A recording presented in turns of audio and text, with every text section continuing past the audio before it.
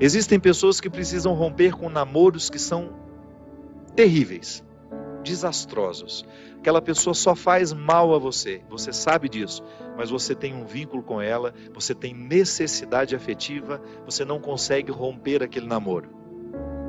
Então, você, de repente, você se encoraja, você fica com tudo claro diante de você, essa pessoa não me faz bem, eu não posso me casar com essa pessoa, porque se no tempo do namoro já está assim, imagina na época do meu casamento, depois no meu tempo de casado, vai virar um inferno pior ainda do que já é.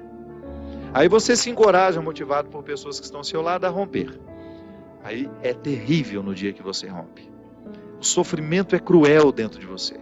Parece que você nunca mais vai se recuperar, que você só pensa naquela pessoa. Por quê? Porque apesar dela te fazer tão mal, você tem um vínculo doentio com ela, de dependência afetiva. Você sabe que ela te faz mal, mas você não sabe viver sem ela. Aí você começa a dar passos. A primeira semana é horrível. Você sofre, você chora, você não pode ouvir a música, você não pode sentir o cheiro, você não pode ver aquele pedacinho de não sei o que ele esqueceu lá na sua casa, que tudo aquilo é terrível. Mas de repente você começa a dar passos de libertação. É como se você estivesse andando na direção de uma terra que só vai te fazer bem. E um mês depois aquele sofrimento ficou melhor, 2 meses depois aquele sofrimento melhor, e de repente você não está nem mais lembrando. Claro que ainda existe ali um vínculo silencioso sendo desarmado, porque a dependência afetiva, ela não morre da noite para o dia. A gente precisa, é como se você fosse sufocando uma célula cancerosa com o processo da quimioterapia, sabe? Que você vai retirando a vida da célula cancerosa, que é a célula que nos mata.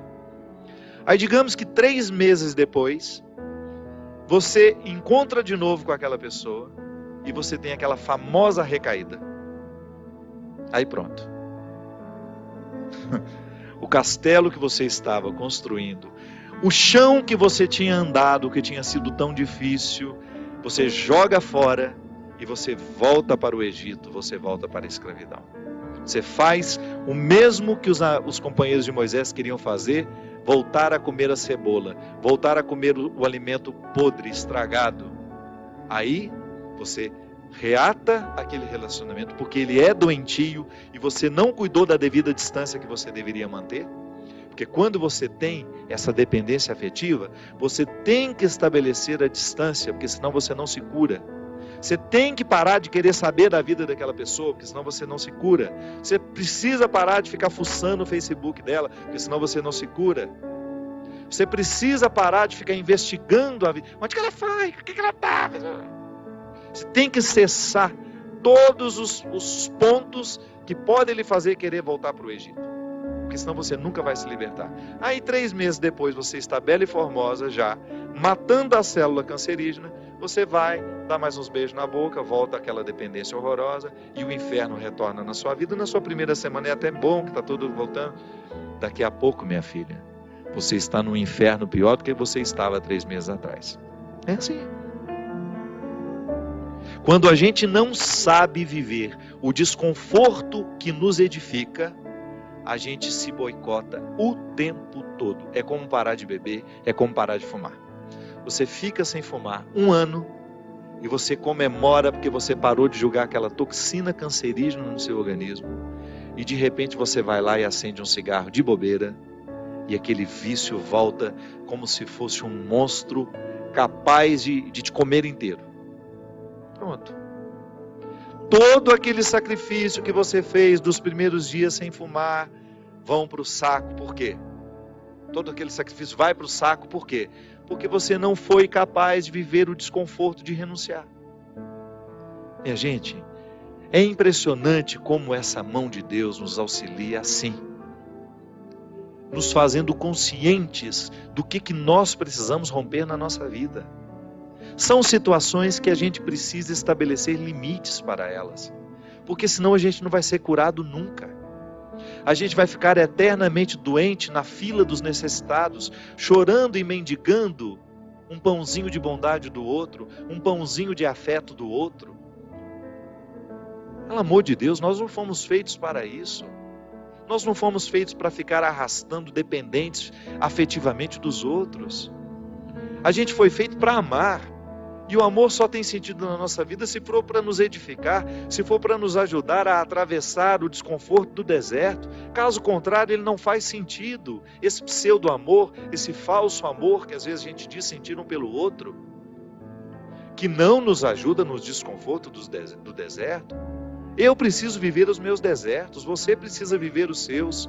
E os verdadeiros amigos são aqueles que reconhecem os desertos que o outro precisa passar e fala: isso mesmo. Vamos passar por esse deserto porque você precisa dele. Agora, a Poliana, ela quer aquela vida feliz, ordenada. Lembra daquela personagem? A Poliana, onde tudo era o jogo do contente, né? Para com isso. Assassine esse instinto infantil que existe dentro de você, que lhe faz ter medo dos desconfortos da vida.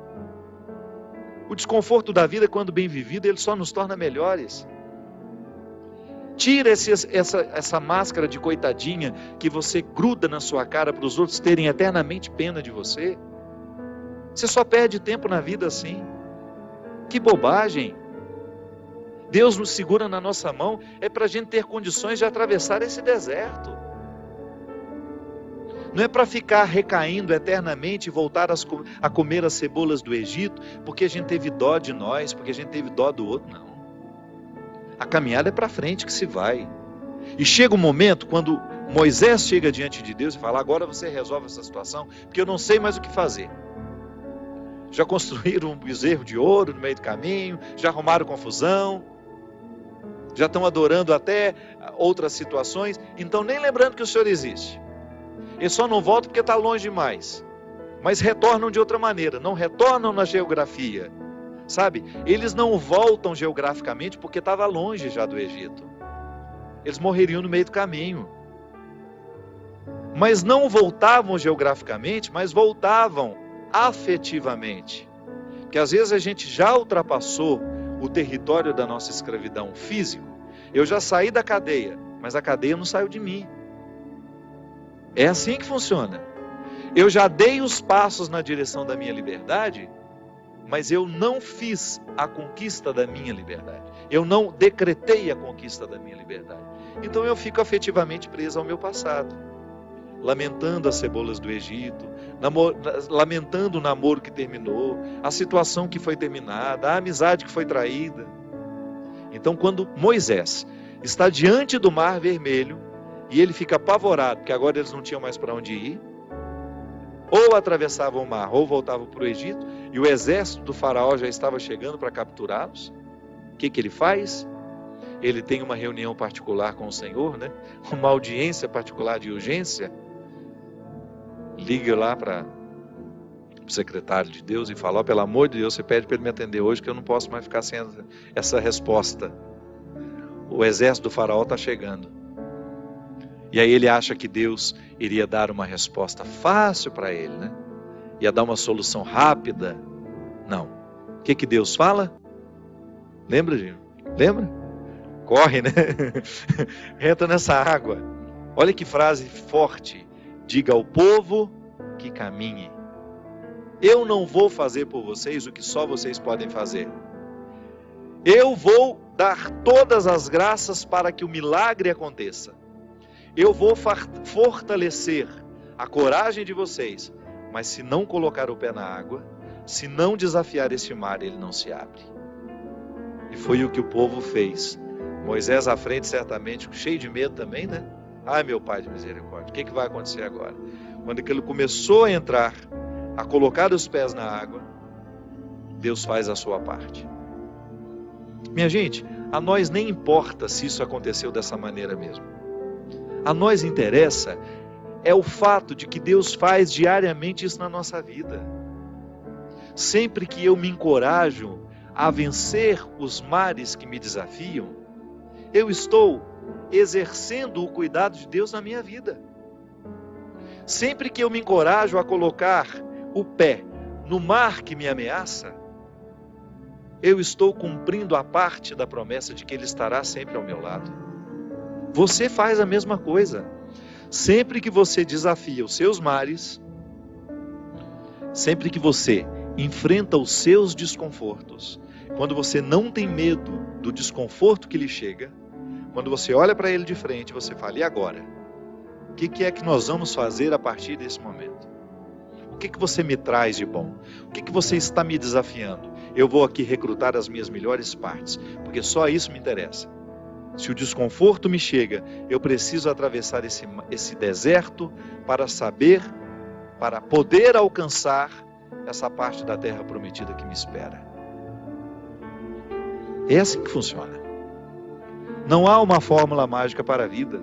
Ainda que a gente não acreditasse em Deus, nós teríamos de viver os desconfortos que nos fazem crescer. Ainda quem não crê em Deus precisa enfrentar os desconfortos de sua história, de sua existência. Agora é claro que quando a gente acredita em Deus, quando nós acreditamos de que existe alguém superior a nós, nos capacitando para a gente fazer a travessia, um conforto a mais nos é oferecido. Por isso, baseados na experiência deste conforto que eu já fiz, que você já fez, em muitos momentos, quando essa mão de Deus cuidou de nós, e que a gente dá continuidade ao processo de caminhada, de enfrentamento. É enfrentamento, a palavra é essa. Se a gente não vive os enfrentamentos diários dos nossos desertos, dos nossos conflitos, dos nossos medos, a gente nunca vai chegar ao conhecimento da terra que Ele nos preparou.